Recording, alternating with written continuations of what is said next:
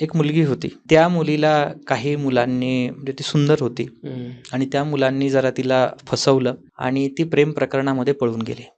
प्रेम प्रकरणामध्ये पळून गेल्यानंतर काही तिचे विवाद झाले आणि तिची हत्या झाली. हत्या झाल्यानंतर बाप कोणाला उत्तर देईल, कोणाला प्रश्न विचार. आता जे काही हे होते, प्रसंग होते, त्यामध्ये ते सगळं फाईल क्लोज करण्यात आली.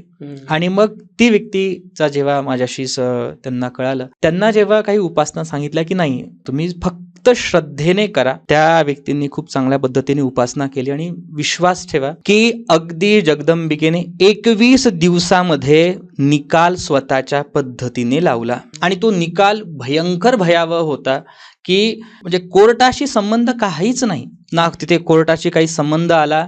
पण ज्यांनी ही घटना केली तो माणूस बरोबर 22-23व्या दिवशी त्या माणसाच्या पाया पड्यापर्यंत आला की आता तुम्ही तुमचं थांबवा.